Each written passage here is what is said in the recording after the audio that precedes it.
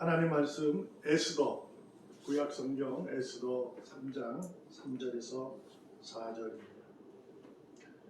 에스더 3장 3절 대궐문에 있는 왕의 신하들이 모르드게에게 이르되 너는 어찌하여 왕의 명령을 거역하느냐 하고 날마다 권하되 모르드게가 듣지 아니하고 자기는 유다인임을 알렸더니 그들이 모르드게의 일이 어찌 되나 보고자 하여 하만에게 전하였더라. 아멘. 아멘. 도대체 왜 우리가 이렇게 신앙의 의문을 가질 때가 가끔 있게 됩니다. 그건 신앙을 가지고 삶을 살아갈 때 그럴 때가 있는 거죠. 어떨 때 그랬을까? 물론 잘 안 될 때일 거예요. 그러나 인내하고 충성하고 그럼에도 불구하고 애쓰고 노력하는 신앙의 능력을 계속 발휘하고 있는데도 불구하고 알아주지 않는 거죠. 뭐가 기대한 것이 없는 거죠. 뭔가 보상이 없는 거죠. 그럴 때 왜 그럴까? 도대체 뭐지? 이러한 의문을 가지게 될 것입니다. 모르드게 이야기죠. 모르드게는 에스더의 삼촌쯤 되는 거죠. 에스더는 이방 나라의 포로가 되어가지고 거기서 왕후가 된 여인입니다. 그 이야기인데 모르드게는 어찌됐든 조카 왕후로 인해서 그는 작은 지위라도 가지고 있었습니다. 근데 어느 날 문 앞에 이렇게 앉아 있는데 왕의 내관들 중에 빅단과 데레스라는 두 내관이 서로 역모를 꾀하고 있었던 걸 우연히 듣게 됩니다. 그래서 그 이야기를 에스더 왕후에게 전했죠. 그러자 에스더 왕후는 그 말을 왕에게 전하게 된 거예요. 근데 누가 그랬느냐 하면 모르드게에 의하면 이러이러한 빅대와 데레스가 당신을 해하려 합니다. 왕을 해하려 간답니다. 모르드게가 그렇게 전했습니다. 라고 전하게 됩니다. 그래서 그 왕이 그 소식을 듣고 생명을 얻게 됐죠. 근데 놀라운 것은 왕이 모르드게가 아니라 하만이라는 그 대신을 더 높은 자리에 올려놓게 됩니다. 좀 억울할 수 있잖아요. 그래서 지금 상황은 어떤 상황이냐? 하만이라는 인물이 높은 자리에 있다 보니까 수많은 사람들이 그를 지나가면 절하게 되고 엎드리게 되는 거예요. 그래서 문을 대궐에 앉아 있으면 대궐문에 앉아서 왔다 갔다 하면 거기 다 이렇게 막 하는 거예요. 근데 늘 모르드게는 그 문에 앞에 앉아 있었죠. 그런데 하만이 지나가도 무릎 꿇지도 않고 절도 안 하는 겁니다. 그러자 많은 사람들이 야, 저 사람 저거 왜 저러지? 하고 그를 찾아가서 매번 그러는 거예요. 야, 너는 뭔데 절을 안 해? 어? 네가 뭐 센 놈이야? 뭐 이런 식이겠죠. 너 도대체 왜 그러는 거야? 이렇게 이제 얘기를 했어요. 우리가 생각해 보면 모르드게는 왕의 생명을 살려준 사람이에요. 근데 자기가 아닌 하만이 높은 자리에 올라가게 됐으니 어쩌면 시기가 있었고 질투가 있어서 절을 안 할지도 모릅니다. 왜냐하면 그냥 준거 없이 미우니까요. 근데 그는 그러지 않아요. 그것이 아니라 자기가 절하지 아니하는, 무릎 꿇지 아니하는 이유를 분명히 말합니다. 4절에 날마다 권하되 모르드게가 듣지 아니한다. 그리고 뭐라고 얘기하냐면 나는 유다인이다 나는 오직 하나님 외에는 절 안 해. 라고 그는 분명하게 증언을 합니다. 자기의 신앙을 고백하는 거죠. 그러자 그 얘기 들었던 사람들이 웃기네. 포로잖아요. 그런데 그래? 그러면 내가 너 어떻게 되나 보자 하고 이제 하만이라는 그에게 찾아가서 그 얘기를 전하게 됩니다. 여기서 우리가 무엇을 발견할 수 있어야 하며 우리의 삶 가운데 신앙이 얼마나 큰 능력을 우리에게 가져다주고 그 능력이 얼마나 위대한지를 배워야 합니다. 모르드게는 자기의 열심이 알아주지 않아요. 그럼에도 불구하고 그는 자기의 삶을 최선을 다해서 살아갑니다. 신앙은 삶이라고 우리는 이해를 하니까요. 그의 삶은 신앙인 거예요. 자기가 왕의 생명을 구한 것은 그가 비록 이방의 나라의 왕이지만 그 왕을 세운 것은 하나님의 질서 속에 있는 거예요. 그러니 그런 일이 있을 수가 없으니 그는 그 일을 한 겁니다.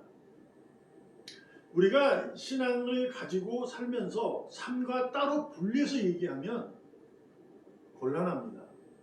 그는 신앙이 초보자, 어린아이 갖다 얘기할 수 있는 거예요. 신앙은 그냥 삶이에요. 그러니까 내가 교회에 있거나 가정에 있거나 직장에 있거나 사업장에 있거나 내가 있는 어느 곳이든 다 신앙입니다. 우리는 그렇게 살아야 되는 거예요. 그래서 내게 교회 안에서 찬송하게 하는 것, 그것이 내 가정에서 찬송하는 것과 동일한 거예요. 그러나 교회 안에서 예배당 안에서 찬송하는 것처럼 가정, 직장, 사업장에서 하면은 안 되죠. 그렇게 막 찬송 부르고 일을 해야 되는데 그러면 안 되잖아요. 그 얘기가 아니잖아요. 삶이 똑같다는 거예요.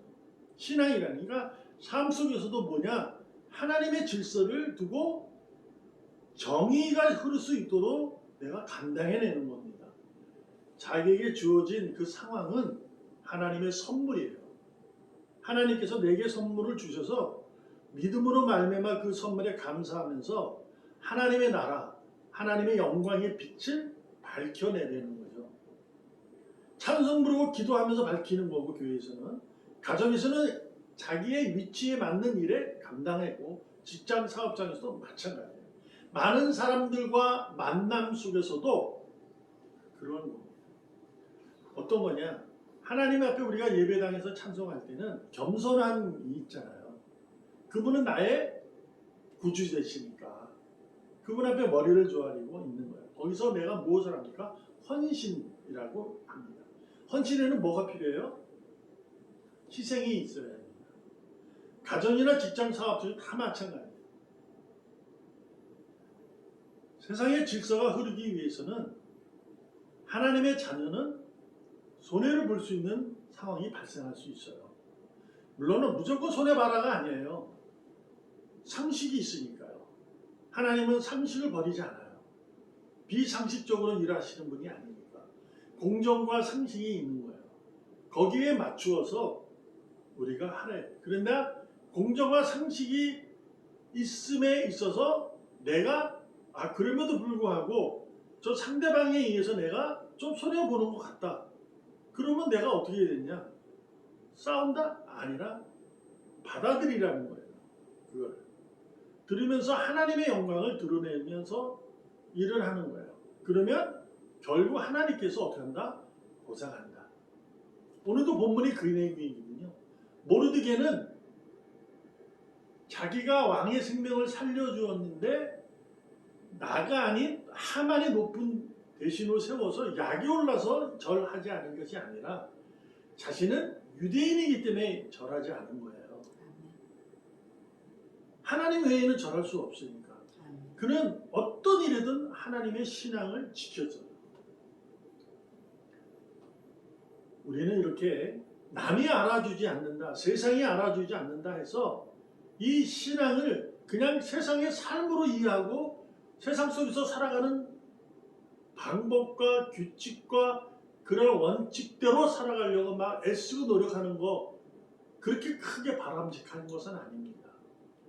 약간 손해보는 듯 한 것이 더 나아요. 겸손한 것이 낫습니다. 자기 것을 챙기기 위해서 애쓰는 것에 대해 하나님 주신 선물이니까 당연하지만 그를 신앙 없이 막 그냥 하는 것은 바람직하지 않습니다. 거기에서 우리는 늘 하나님의 음성을 들으려고 애써야 되고 하나님이 내게 맡기신 이 일 속에서 내가 어떠한 모습을 지켜내야 될까는 주변에서 일어난 일로 감격할 수 있어야 될 줄로 믿습니다. 그러므로 왕이 나를 몰라준다 할지라도 나는 인내하고 충성의 길을 걸으셔야 돼요. 놀라운 일이 벌어집니다. 사람들이 그래? 두고 보자 하고 하만에게 그 얘기를 합니다. 그래서 하만은 왕을 찾아가서 그 얘기를 합니다. 이렇게 말합니다. 모르드게가 역모하여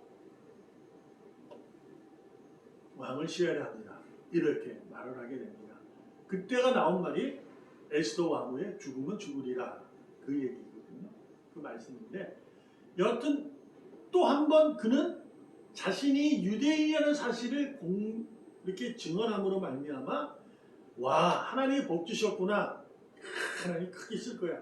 그런데 이제는 자기뿐만 아니라 모든 민족이 죽게 될 수 있는 죽음에 이르는 위기에 봉착하게 됩니다. 이게 도대체 왜 그럴까요? 우리는 그것을 그냥 신앙으로 이해하면 하나님의 뜻 이렇게밖에 이해 못해요. 왜냐하면 성경에 기록됐고 과거이기 때문에 역사이기 때문에 그 다음에 어떻게 일이 되었다는 걸 이미 알기 때문에 그럴 수 있지만 지금의 상황 속에 있다면 그렇게 말 쉽게 못하잖아요. 그렇지 않겠습니까? 그래서 모르드게는 어떻게 합니까? 큰일 났습니다. 그래서 기도하면서 하다가 결국 에스더에게 이런 일이 있다 해가지고 에스더가 찾아가죠. 죽음을 무릅쓰고. 왜냐하면 이렇게 왕이 회의를 할 때 왕후가 들어갈 수가 없어요. 근데 죽으면 죽이란 각오를 가지고 그는 들어가게 됩니다. 그래서 결국은 어떻게 됩니까? 귀한 은혜가 쏟아지죠. 보상이 주어진다 이 얘기예요. 어떤 보상이었죠? 오히려 하만이 처형을 당하는 일이 벌어지게 마련된 거죠. 여기서 우리가 무엇을 배워야 하느냐? 히브리서에 있는 말씀을 우리가 다시 한번 기억해야 됩니다. 너무나도 잘 알고 있는 히브리서 11장 6절. 믿음이 없이는 하나님을 기쁘시게 하지 못하니 하나님께 나아가는 자는 반드시 그가 계신 곳과 또한 그가 자기를 찾는 자들에게 상 주시는 이심을 믿어야 할지니라. 믿음에 의해 하나님께 가까이 가는 자, 믿음으로 하나님의 능력을 드러내는 자, 내가 있는 곳에서 어떨지라도 세상이 나를 몰라주고 왕이 나를 몰라주고 누가 나를 몰라줄지라도 믿음을 지켜내는 자는 하나님의 복이 있다라는 내용입니다. 우리가 이 말씀을 붙들고 오늘도 도대체 왜라는 의문보다는 그래요. 그럼에도 불구하고 저는 신앙을 지키겠습니다. 아멘. 라는 확실한 신앙의 고백 속으로 나아가길 바랍니다. 아멘. 말씀드렸다시피 하만이 오히려 죽음을 당합니다. 이것이 하나님의 계획이었고 하나님의 뜻이었어요. 우리는 그냥 그렇게 이게 뭐 역사 소설에 나오는 듯한 얘기니까 그럴 수 있지, 반전 드라마 뭐 이렇게 이해할 수 있을 수 있지만 그 당시로 이해하면 이게 힘든 일입니다. 그리고 이걸 보면서 우리는 무엇을 배워야 하느냐? 하나님의 자녀는 하나님의 상 주신다는 거예요. 이 상이 뭐예요?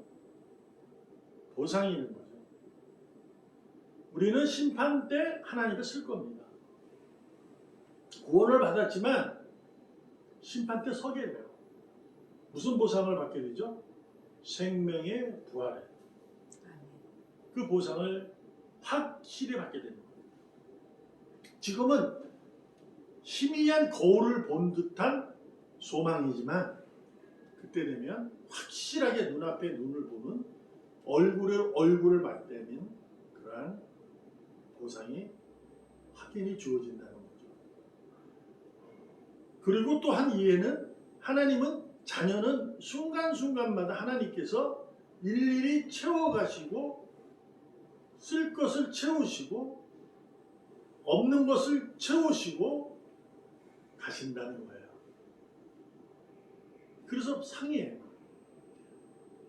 전제가 뭐라고요? 믿음이라고.